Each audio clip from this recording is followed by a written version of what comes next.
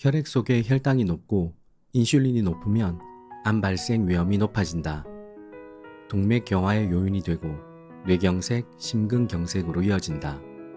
당질을 낮춘 식사는 고혈당을 방지하고 인슐린 수치를 내리며 동맥경화를 예방하고 비만을 해소한다. 누구나 사는 동안 건강하게 지내는 것을 바라실 텐데요. 탄수화물을 과다 섭취하면 혈당치가 오르고 높은 인슐린 상태가 되며 이는 만병의 근원이 됩니다. 당질을 제한하면 혈액순환이 좋아지며 인슐린 분비가 억제되어 대사가 안정됩니다. 이러한 당질 제한식은 현대인을 괴롭히는 갖가지 병을 예방하고 치료할 수 있습니다. 오늘 소개해드릴 책은 내 몸에 독이 되는 탄수화물입니다. 출판사는 이너북입니다. 이 책에서 사용하는 당질이라는 용어는 탄수화물을 가리킵니다. 정확히 말하면 탄수화물은 당질과 식이섬유를 포괄하는 개념인데요.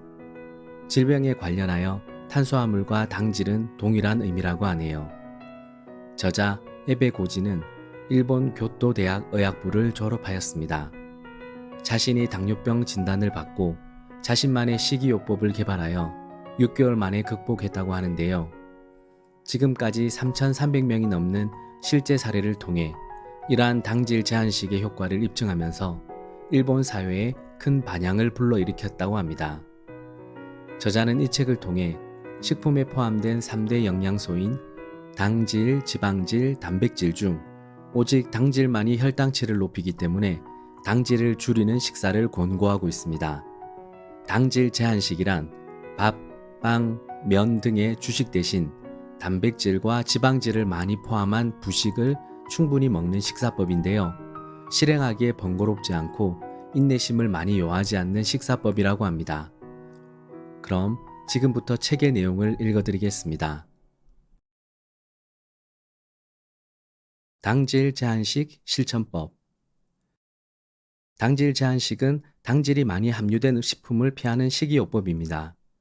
당뇨병 환자가 당질 제한식을 실행하면 혈당이 즉시 개선됩니다. 체중 감량 효과도 높아서 비만이 있는 당뇨병 환자뿐 아니라 대사증후군인 사람에게도 효과가 있습니다. 건강한 사람이 미용 목적으로 실천해도 효과가 있으며 건강에 해롭지도 않습니다. 이 책에서 소개한 바와 같이 당질 제한식은 당뇨병 이외의 다양한 생활습관병의 예방 및 개선 효과가 뛰어납니다. 기본 원리는 생리학적 사실에 근거합니다. 음식물에서 열량을 지닌 3대 영양소 중 혈당치를 상승시키는 물질은 당질뿐입니다. 음식물 섭취 시 당질을 줄이면 혈당 조절 기능이 약한 당뇨병 환자도 혈당 상승을 미연에 방지할 수 있습니다. 당질이 많이 포함된 음식에는 흰 쌀밥과 빵, 면류 같은 전분을 주성분으로 한 식품과 설탕 등의 감미료가 있습니다. 이처럼 당질이 많이 함유된 식품을 가능한 한 피하고 당질 섭취를 줄이면 식사 직후에 혈당치가 크게 오르는 현상을 막을 수 있습니다. 실제로 당질 제한식은 가능한 한 주식을 줄이고 감자, 고구마 같은 전분류와 설탕처럼 당질이 많은 식품을 되도록이면 먹지 않습니다. 대신에 지방과 단백질이 많은 반찬을 섭취합니다. 당질을 피하는 것 외에 다른 제한은 없으며 육류와 생선은 마음껏 먹어도 됩니다. 볶거나 튀긴 음식도 괜찮습니다. 극단적인 과식만 아니라면 실컷 먹어도 좋습니다. 당질 제한식의 대원칙은 당질이 많은 음식을 삼가는 것입니다. 그러므로 당질 제한식을 실행하기 전에 당질이 많은 식품을 미리 알아두는 것이 중요합니다. 당질이 많은 식품에는 우선 전분을 주성분으로 하는 곡류가 있습니다. 쌀, 보리, 옥수수 등 주식으로 먹는 식품들입니다. 그 밖에 감자, 고구마, 토란 등도 전분을 많이 함유합니다. 호박, 자고, 백합뿌리, 연근 같은 일부 채소도 전분이 많습니다. 단맛이 있는 식품에도 주의를 기울여야 합니다. 보존식인 통조림과 레토르트 식품 또는 진공팩에 담긴 식품은 보존을 위해 많은 양의 설탕을 사용합니다. 소스나 케첩같이 단맛 나는 조미료에도 당질이 많습니다. 조미료 사용을 완전히 피하기는 어려우니 양을 최소화해야 합니다. 당질 제한식은 식사에서 이런 식품들을 배제하는 식사법입니다. 평소 식생활에서 당질이 많은 식품은 한정되어 있으므로 주식 등의 일부 음식만 피해도 당질 제한식을 실천할 수 있습니다. 열량 계산이 필요 없는 간단한 식이요법입니다. 대부분의 음식을 섭취할 수 있어서 기존의 열량 제한식에 좌절했던 사람도 지속적으로 실천하기 용이합니다. 혈당치를 정상으로 돌려 비만을 해소하자. 당뇨병은 후생노동성이 일본인에게 많은 5대 질병으로 꼽은 병 중 하나입니다. 5대 질병 중 암, 심장병, 뇌졸중, 정신질환에 당질 제한식이 효과를 발휘한다는 사실은 앞에서 설명했습니다. 5대 질병 중 마지막으로 남은 당뇨병에도 당질 제한식은 효과가 있습니다. 당질 제한식은 원래 당뇨병 치료식이기 때문입니다. 이 책의 목적은 당질 과다의 위험을 경고하고 당질 제한식의 무궁무진한 가능성을 널리 알리는 것입니다. 당질 제한식의 당뇨병 치료 효과는 꽤 많이 알려져 있으므로 여기서는 짤막하게 언급하겠습니다. 우선 당질 제한식을 시작하면 혈당 조절이 아주 용이해집니다. 당뇨병은 크게 제1형과 제2형으로 나뉘는데 이 중 생활습관병은 제2형입니다. 당질 제한식을 실시한 제2형 당뇨병 환자 대부분은 식후와 공복 시 혈당치가 전부 내려갑니다.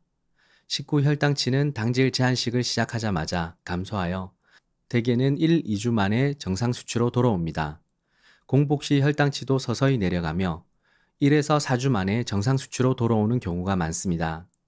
당질 제한식 치료의 또 다른 장점은 기본적으로 약의 필요성이 크게 줄어든다는 사실입니다.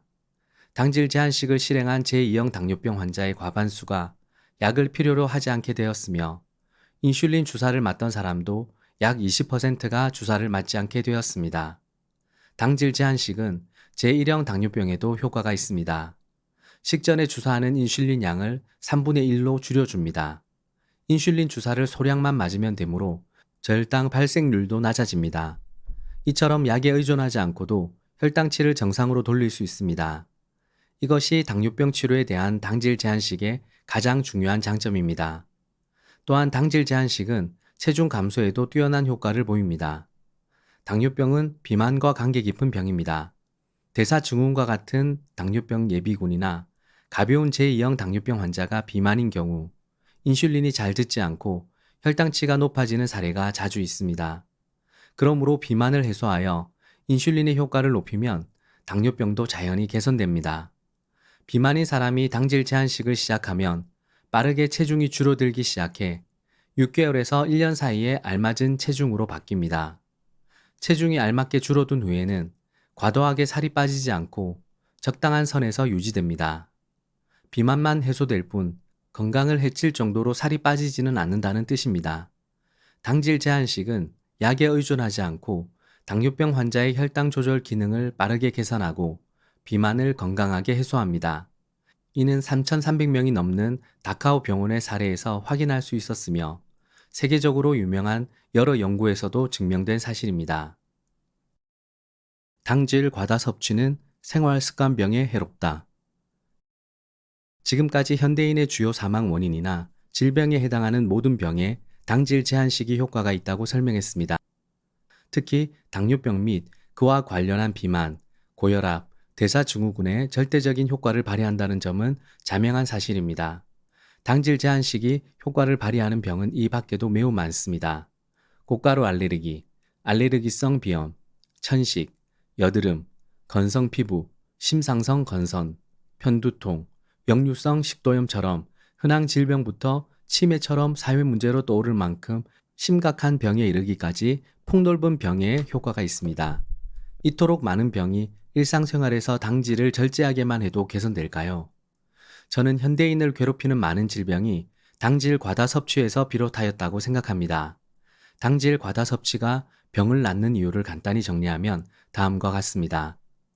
당질을 과다 섭취하면 혈액순환이 나빠진다. 당질 과다는 인슐린 다량 분비를 촉진해 대사를 심하게 교란한다. 이 두 가지가 대부분의 현대병을 불러일으킵니다. 지나치게 많은 혈당이 혈액순환을 악화하는 작용 원리. 당질을 과다 섭취하면 혈액순환이 나빠지는 이유는 먼저 고혈당 자체가 혈액을 끈적끈적하게 만들기 때문입니다. 혈당이란 혈액 속의 포도당을 말하는데 포도당은 설탕과 비슷한 성질을 띱니다. 혈액 속에는 적혈구, 포도당, 단백질이 흐르고 있고 이들은 서로 결합하려는 경향이 있습니다. 예를 들어 혈액에 붉은색을 내는 적혈구는 헤모글로빈을 포함합니다. 여기에 혈당이 붙으면 당화 헤모글로빈이 생겨납니다.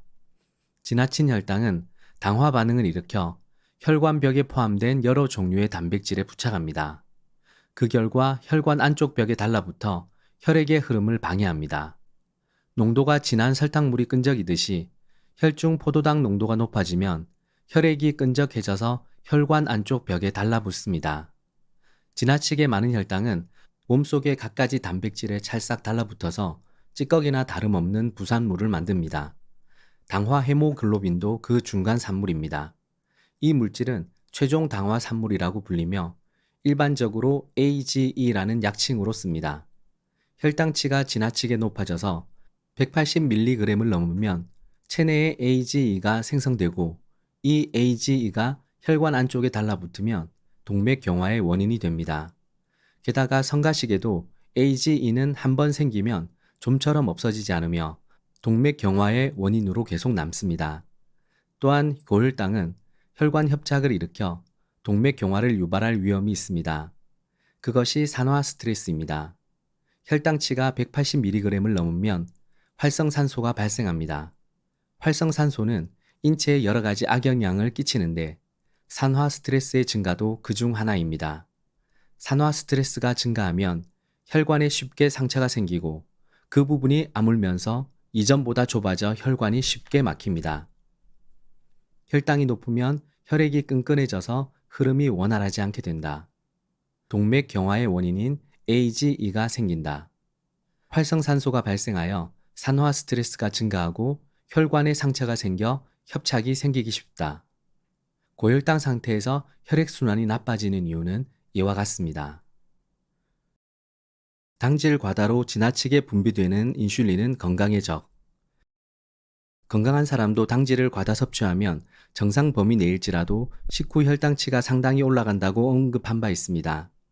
이에 한 가지 더 경계해야 할 사항이 있습니다. 그것은 지나친 인슐린 분비입니다. 인슐린은 혈당치에 비례하여 분비됩니다. 당질을 섭취한 만큼 혈당치가 높아지고 인슐린도 그만큼 많이 분비됩니다. 지나치게 많은 인슐린은 건강에 해롭습니다. 인슐린은 혈당치를 낮추지만 과다 분비되면 비만을 촉진하고 몸 전체의 대사를 혼란시키는 호르몬으로 변합니다. 물론 인슐린은 사람에게 더없이 중요한 호르몬입니다. 인슐린이 없으면 인체는 혈당치를 낮추지 못해 곧 목숨을 잃습니다. 인슐린을 생성하지 못하는 제1형 당뇨병 환자의 생존 기간은 20세기 초반까지 평균 6개월이었습니다. 1921년 인슐린이 발견되면서 인공 합성이 가능해지자 제1형 당뇨병 환자도 인슐린 주사를 맞고 생존할 수 있게 되었습니다. 최소한의 인슐린은 생명 유지에 절대적으로 필요하지만 지나치게 분비되면 신체의 적으로 돌변합니다. 인슐린의 분비에는 두 가지 패턴이 있습니다. 첫째는 하루 24시간 항상 소량씩 분비되는 기초 분비입니다. 생명 유지에 필요한 최소한의 인슐린입니다. 둘째는 음식으로 당질을 섭취하는 데 따라 상승한 혈당치를 낮추기 위해 나오는 추가 분비입니다. 문제는 추가 분비의 양입니다. 어떤 음식을 먹느냐에 따라 추가 분비 인슐린 양에 큰 차이가 있습니다. 당질 제한식의 경우 인슐린의 추가 분비량은 기초 분비의 2~3배 수준입니다. 하지만 통상적인 식사로서 당질을 섭취하면 건강한 사람일지라도 기초 분비의 20배에서 30배에 달하는 추가 분비 인슐린이 분비됩니다. 당질 제한식에 비해 현격히 많은 인슐린이 나오는 셈입니다. 지나친 인슐린 분비가 초래하는 결과는 의학 연구를 통해 서서히 밝혀지고 있습니다. 로테르담 연구로 불리는 유명한 네덜란드 논문에 다음과 같은 내용이 있습니다. 당뇨병 치료 목적으로 인슐린 주사를 맞는 사람은 같은 당뇨병이라도 인슐린 주사를 맞지 않는 사람에 비해 약 2배, 당뇨병이 아닌 사람과 비교하면 무려 약 4배나 알츠하이머병에 걸리기 쉽다. 발암 위험도 1.9배나 높다. 그 외에도 혈액 검사에서 고인슐린 혈증이 있는 경우는 발암 위험이 더욱 높다는 과학적 근거가 있습니다. 알츠하이머병뿐 아니라 뇌혈관성 치매에도 고인슐린이 위험하다는 연구가 있습니다. 외부에서 유입되었건 인체 내부에서 생산되었건 지나치게 많은 인슐린은 치매를 유발하고 발암 위험도 높입니다. 인슐린은 노화 호르몬. 생명 유지에 필수적인 기초분비 인슐린도 수치가 낮은 데다 건강한 사람일수록 노화가 더디게 진행될 가능성이 높다는 논의도 진행되고 있습니다. 아직 가설이지만 100세를 넘기고도 건강한 사람은 기초분비 인슐린 수치가 낮다고 합니다. 현재 기초분비 인슐린은 기준치가 3에서 15 마이크로 유닛인데 농경 사회 이전 인류의 기준치는 좀 더 낮았으리라 추정합니다. 수렵 채집 위주의 식생활을 했던 700만 년 전 선조들의 기초분비 인슐린은 기껏해야 1.5에서 6 마이크로 유닛 정도였다고 추정합니다. 그렇게 추정하는 근거는 기초분비가 10 마이크로 유닛 이상으로 기준치 안에서 수치가 높은 편일 경우 비만이 되기 쉽다는 점입니다. 자연히 당뇨병이나 생활습관병의 위험이 높습니다. 거꾸로 당뇨병이나 비만과는 무관한 환자, 이를테면 마른 체형의 아토피성 피부염 환자를 대상으로 조사해보면 기초분비 인슐린이 1.5 마이크로 유닛으로 상당히 적은데도 혈당치가 70mg 수준으로 낮게 유지되는 사례가 있습니다. 기초분비가 많아도 고혈당을 막지 못하는 사람과 기초분비가 적음에도 고혈당으로 이어지지 않는 사람이 있다는 뜻입니다. 어쩌면 기초분비는 현재 기준치보다 낮은 편이 정상일지도 모릅니다. 고인슐린 혈증의 다양한 위험성을 고려할 때 최소한의 기초분비와 최소한의 추가분비 인슐린으로 지내는 식생활이 가장 신체에 이롭습니다.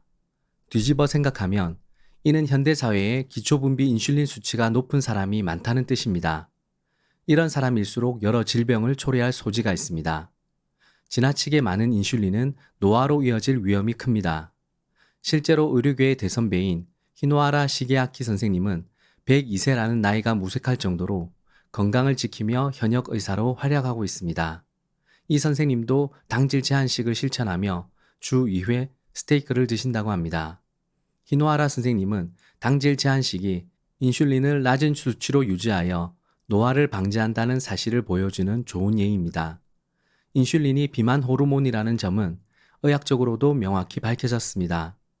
비만이 고혈압과 고지혈증으로 이어져 동맥 경화를 촉진한다는 사실은 말할 필요도 없습니다. 비만 호르몬이자 노화 호르몬으로 의심되는 인슐린은 당질을 섭취할수록 추가 분비량이 많아집니다. 당질을 지나치게 섭취하는 식생활이 인슐린을 증가시켜 생활습관병을 일으키고 노화를 촉진시킵니다.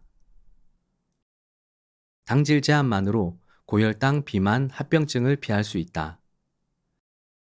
현재 당뇨병 치료에서는 포도당 스파이크라 불리는 식후의 급격한 고혈당이 중대한 문제로 떠오르고 있습니다. 식후 고혈당은 심근경색이나 뇌경색 등의 합병증을 일으키는 위험 요소로 지목받고 있습니다. 3대 영양소 중 식후 혈당치를 상승시키는 성분은 당질 뿐입니다. 따라서 포도당 스파이크는 당질의 섭취량이 많을 때 발생합니다. 당질 1g은 제2형 당뇨병인 사람의 혈당치를 약 3mg 상승시킵니다. 제2형 당뇨병 환자가 흰쌀밥 한 공기를 먹으면 혈당치가 약 165mg 정도 상승합니다. 그에 비해 소고기 등심 스테이크를 200g 먹어도 식후 혈당치는 3mg 미만밖에 상승하지 않습니다. 즉 당질을 멀리하기만 해도 아주 쉽게 포도당 스파이크를 없앨 수 있습니다. 저희가 권하는 당질 제한식의 1회 식사당 당질의 양은 10에서 20g 이하, 하루 총 당질의 양은 30에서 60g 이하, 총 열량에 대한 3대 영양소의 비율은 평균 당질 12%, 단백질 32%, 지방질 56%입니다.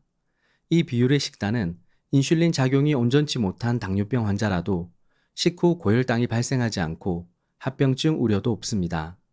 이에 비해 기존 당뇨병 식이요법의 영양소 비율은 당질 60%, 단백질 20%, 지방 20%입니다. 하루 섭취 열량을 1200kcal로 억제한다 해도 끼니마다 흰쌀밥 한 공기 분량의 당질을 섭취하는 셈이어서 반드시 식후 고혈당이 발생합니다. 흰쌀밥과 소고기 등심 스테이크를 비교하면 알 수 있듯이 당질 비율이 높은 식이요법으로 식후 고혈당을 예방하기란 이론적으로 불가능합니다.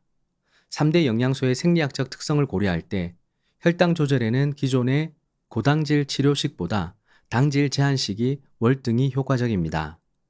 게다가 당질 제한식에는 앞서 언급했듯이 기본적으로 약이 필요하지 않다는 이점이 있습니다. 일본 당뇨병 학회가 유일한 공식 치료식으로 인정하는 식이요법은 당질을 60%나 섭취하는 탓에 제2형 당뇨병 환자는 심각한 고혈당 상태가 됩니다. 식후 혈당치가 어김없이 200mg을 넘습니다. 혈당치가 180mg을 넘으면 동맥 경화 위험이 있고 합병증의 위험이 증가한다는 사실은 신뢰성 높은 의학 연구로 증명된 바 있습니다. 기존의 치료식은 예외 없이 위험한 수준의 고혈당을 일으킵니다. 이를 방치해서는 안 되기에 대개는 약으로 혈당치를 내립니다. 약을 복용하면 많든 적든 부작용이 있게 마련이라 약점으로 꼽습니다. 당질 제한식은 기본적으로 약이 필요하지 않아 부작용의 우려가 없습니다.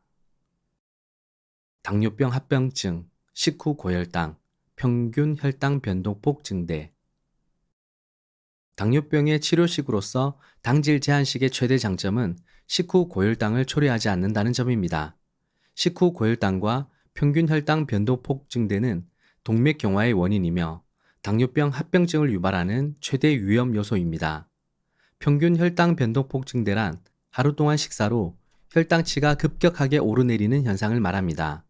식후 고혈당과 평균 혈당 변동폭 증대를 일으키는 영양소는 당질, 지방질, 단백질 중 당질뿐입니다. 당뇨병의 가장 무서운 점은 여러 합병증을 초래하기 쉽다는 사실입니다. 3대 합병증으로 불리는 망막증, 신증, 신경장애는 고혈당으로 인해 가는 혈관이 막혀서 생기는 질환입니다. 뇌경색이나 심근경색은 뇌나 심장의 굵은 혈관이 고혈당으로 인해 손상을 입어 혈액순환이 차단되면서 발생합니다. 망막증은 실명을 초래하고 신증은 심할 경우 인공투석을 필요로 합니다. 당뇨병성 신경장애나 혈관장애에 의한 족부병변은 다리를 괴사시켜 절단에 이르게 하는 경우도 있습니다. 굵은 혈관의 손상으로 뇌경색이나 심근경색이 일어나 생명을 잃는 경우도 부지기수입니다. 당뇨병 합병증은 이토록 무시무시합니다. 이들 합병증은 고혈당으로 인해 혈관에 상처가 생겨 발생합니다. 혈당치가 180mg을 넘으면 바로 혈관이 손상되며 140mg만 넘어도 손상될 위험이 있다고 합니다. 당뇨병 환자는 대개 공복 시 혈당부터가 높습니다. 또한 당질 섭취 시 당뇨병을 앓지 않는 사람에 비해 혈당치가 큰 폭으로 상승합니다. 혈당치가 정상인 사람은 당질 1g을 섭취하면 0.8에서 1mg만큼 혈당치가 상승한다고 합니다.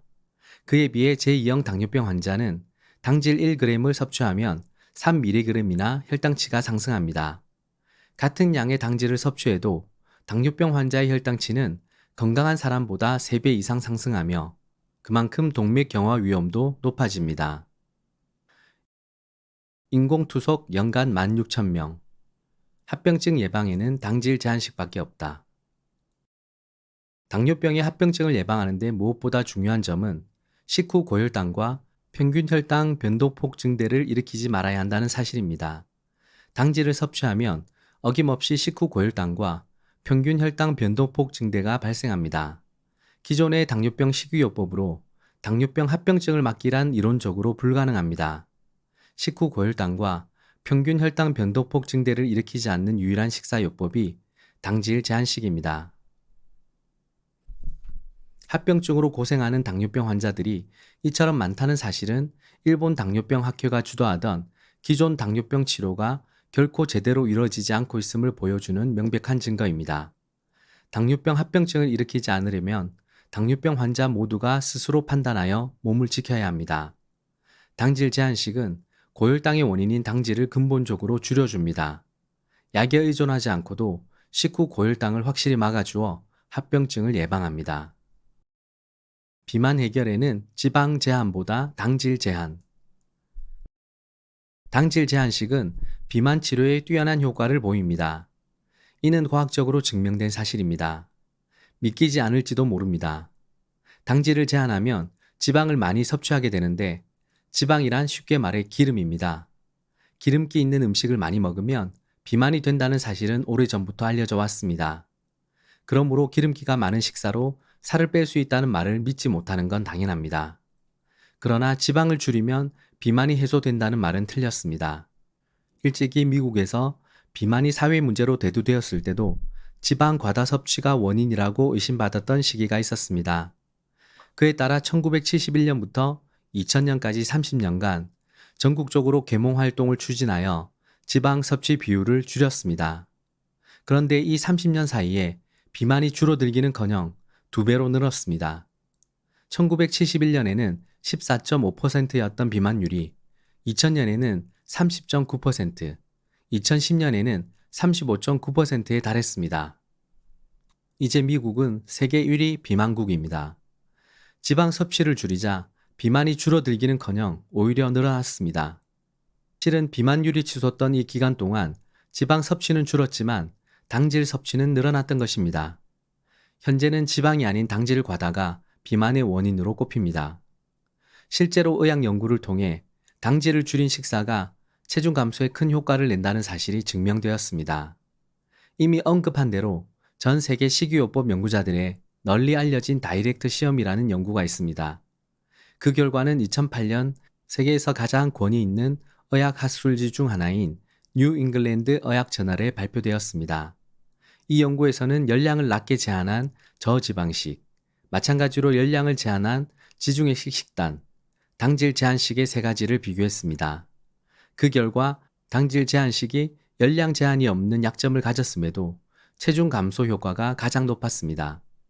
그 밖에 여러 연구에서 나온 비슷한 결과들이 세계적으로 권위 있는 의학 전문지에 발표되었습니다. 당질 제한식의 체중 감소 효과는 확실히 증명되었습니다.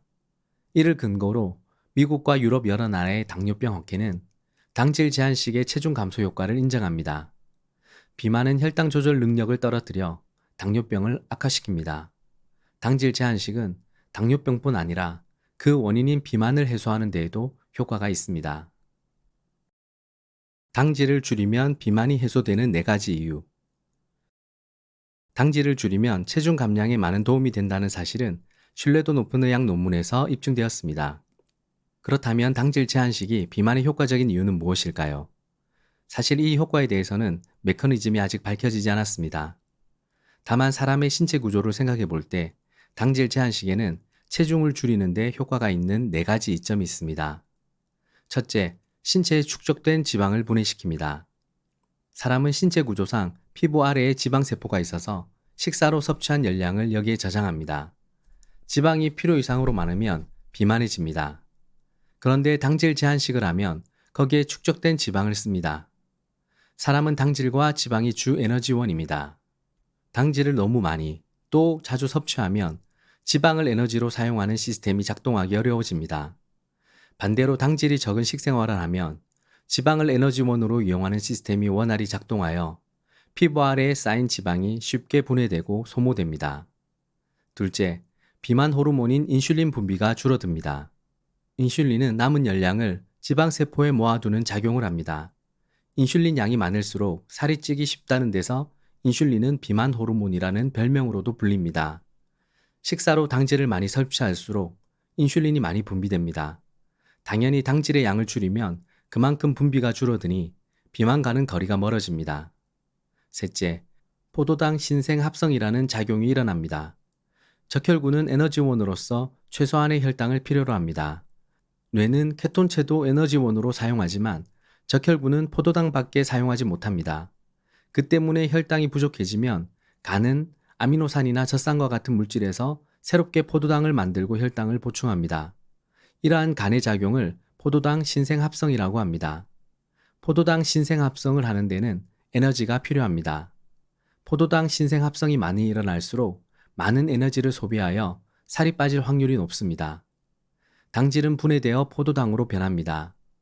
식사에 당질이 많으면 식후 얼마간은 혈액 속에 포도당이 남아있어 포도당 신생합성을 하지 않는 시간이 길어집니다. 반대로 식사에 당질이 적으면 혈액에 포도당이 남는 시간이 짧고 포도당 신생합성을 하지 않는 시간도 짧아집니다. 식사에 당질이 적을수록 포도당 신생합성을 하는 시간이 길어져 더 많은 에너지를 씁니다. 그 결과 살이 빠집니다. 네 번째 이점은 영양소마다 소화 흡수에 사용하는 에너지의 양이 다른 점과 관련이 있습니다. 식사를 통해 섭취한 영양소를 소화 흡수할 때 사용하는 에너지를 식사 유발성 열 생산이라고 하며 영양소별로 크기가 다릅니다. 섭취한 열량을 소화 흡수하는 데 사용하는 에너지의 비율을 수치로 나타내면 당질은 6%, 지방은 4%, 단백질은 30%입니다. 당질과 지방은 별로 차이가 없지만 단백질은 많은 에너지를 소비한다는 사실을 알 수 있습니다. 당질 제한식은 보통의 식사에 비해 단백질의 비율이 높습니다. 그만큼 소화 흡수를 할 때 많은 에너지를 사용합니다. 에너지를 많이 소비하면 그만큼 살이 빠집니다. 이 네 가지의 이점을 생각하면 당질 제한식이 비만 치료에 좋은 이유를 다음과 같이 정리할 수 있습니다. 당질이 적어 지방이 연소하기 쉽고 비만 호르몬 분비도 줄어든다. 포도당 신생 합성이나 식후 대사가 활발해져 열량 소비가 많다. 이 설명은 어디까지나 제 가설이지만 생리학적인 사실에 근거했습니다. 그러므로 매우 설득력이 있다고 자신합니다. 당뇨병과 관련된 다른 병에도 효과가 있다. 당질 제한식은 혈당 조절 효과가 뛰어나므로 당연히 당뇨병에 효과가 있습니다. 나아가 근래에는 당뇨병과 관련된 다른 병에도 효과가 있음이 확인되고 있습니다. 우선 당뇨병 합병증 예방 효과입니다. 당질 제한식을 시작하면 바로 식후 고혈당이 개선됩니다. 식후 고혈당이야말로 합병증 위험을 높이는 주 원인이므로 합병증 예방 효과를 기대할 만합니다. 다음 항목에서 자세히 설명하겠지만 당뇨병에는 고혈당의 기억이라고 하는 현상이 있어서 당질 제한식을 시작하더라도 이전 고혈당 시기에 생긴 최종 당화 산물에 따른 악영향까지 제거하지는 못합니다. 아쉽게도 합병증을 완전히 예방하지는 못한다는 뜻입니다. 2014년 현재까지 다카오 병원에서 당질 제한식을 처방받은 환자는 3,300명이 넘습니다. 이 중 합병증이 나타난 환자의 비율은 종전에 비해 상당히 낮아졌습니다. 엄밀한 과학 연구가 아니므로 과학적 증거라고는 주장하지 않지만 저는 매일매일의 경험을 통해 당질 제한식이 합병증을 예방한다는 것을 확실하게 느끼고 있습니다. 한 발 더 나아가 당질 제한식에는 어느 정도 합병증을 개선하는 효과가 있습니다. 환자 중에는 당질 제한식을 실행하자 당뇨병성 망막증 증상이 호전하거나 당뇨병성 신증이 제3기에서 제1기로 개선된 사례가 여럿 있습니다. 이는 당질 제한식 덕분에 고혈당이 사라져 망막이나 신장의 세소 혈관 내 혈액순환이 회복된 결과로 보입니다. 당뇨병과 연관된 다른 병 가운데 고인슐린 혈증이나 고혈압 등도 개선됩니다. 당질 제한식에는 인슐린 추가 분비를 줄이는 효과가 있어서 고인슐린 혈증이 좋아지는 것은 당연합니다. 비만을 해소하는 효과도 있어 비만과 관련된 고혈압에도 개선 효과가 나타납니다. 따라서 당질 제한식은 당뇨병 전초병에서 본격적인 당뇨병으로 진행되는 것을 예방하는 효과도 있습니다. 당뇨병을 유발하는 병을 개선해 당뇨병 발병을 예방한다. 당뇨병 환자의 혈당 조절 능력을 개선한다. 당뇨병에 따른 합병증을 예방한다. 합병증의 증상을 개선한다. 이렇듯 당질 제한식은 당뇨병의 모든 단계에서 효과가 있다고 볼 수 있습니다. 여성은 본능적으로 탄수화물에 의존하기 쉽다. 남성에 비해 여성이 많은 양의 당질을 원하는 현상은 인간의 본능상 당연한 일입니다. 인류라는 생물종에게 여성의 지방량은 생존을 결정짓는 의미를 가지기 때문입니다. 인간이라는 동물, 특히 현세 인류가 다른 동물보다 종을 보존하기에 유리했던 이유는 여성에게 많은 양의 지방을 축적하는 기능이 있었기 때문입니다. 임신 중인 여성은 많은 양의 지방을 축적하기 때문에 2달 동안 물만 마셔도 어머니와 뱃속의 아이가 다 살아남을 수 있습니다.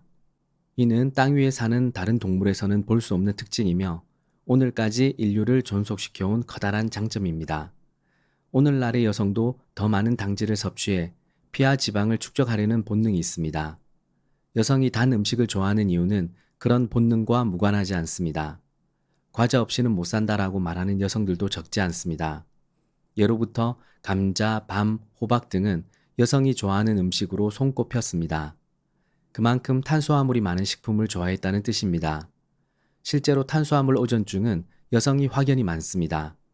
여성들이 단 음식과 탄수화물을 좋아하는 이유는 혈당치가 높아지면 베타 엔돌핀이라는 쾌락 유발 물질이 나오기 때문이라고 설명하는 사람도 있습니다.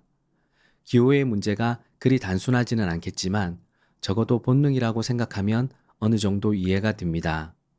당질을 손쉽게 먹을 수 있는 현대 사회에서 여성에게 단순히 당질 과다는 몸에 해롭다라고 이야기한들 쉽게 당질을 줄이지 못하는 점도 수긍이 갑니다. 물론 남성도 당질을 섭취하고 싶은 본능이 있습니다. 남성 역시 굶주림이 당연시되던 시대를 오래 살아남아온 인류의 후예입니다. 남성도 당질이 넘치는 현대 사회에서 당질을 지나치게 섭취할 위험이 있습니다. 당질 섭취 욕구는 인류의 본능이지만 당질 과다는 우리의 목숨을 앗아갑니다. 어떻게 하면 당질과 조화롭게 공생할 수 있을지에 대한 문제는 당질이 풍부한 현대 사회에서 조속히 해결해야 할 과제입니다.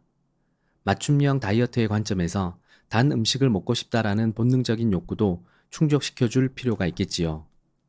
2005년에 제가 당뇨병엔 밥 먹지 마라라는 책을 출간하면서 일본 사회에 처음으로 당질 제한식을 소개했을 무렵에는 이러한 욕구를 충족할 방법이 거의 없었습니다. 하지만 최근 몇 년 동안 당질 제한식의 인지도가 올라가자 대기업과 중소기업을 막론하고 과자 회사마다 당질을 낮춘 상품을 속속 출시했습니다. 제가 감수한 요리책 당질 제한의 주식 비판 레시피에서도 당질을 낮춘 과자 요리법을 소개했습니다. 이제 점점 당질 제한이 용이한 시대로 접어들고 있습니다. 인간은 나약한 존재인지라 본능을 거스르기는 불가능합니다. 당질 과다 섭취가 해롭다고 해서 단 음식을 전혀 먹지 말라고는 못합니다. 대신 건강을 해치지 않도록 혈당치가 오르지 않는 과자를 고르거나 에리스리톨 성분의 감미료를 사용하는 등 본능과 타협하는 방법을 찾는 것이 중요합니다. 당질 제한식을 실시할 때 주의사항. 당질 제한식은 개시 직후부터 효과가 나타나므로 경구 혈당 강화제를 복용하거나 인슐린을 주사 투약하는 분은 저혈당 발작을 일으킬 위험이 있습니다. 이에 해당하는 분은 반드시 의사와 상담한 후 실시하십시오. 가급적 입원해서 당질 제한식을 실시하기를 권고합니다. 당질 제한식은 당뇨병뿐 아니라 대사증후군, 비만, 고혈압에 뛰어난 효과를 보이는 것을 책에서도 잘 살펴보았습니다. 건강에 좋은 당질 제한식, 지금부터 실천해 보시면 어떨까요? 지금까지 함께 해주셔서 고맙습니다. 여러분의 소중한 꿈이 이루어지시는 하루 되기를 바랍니다.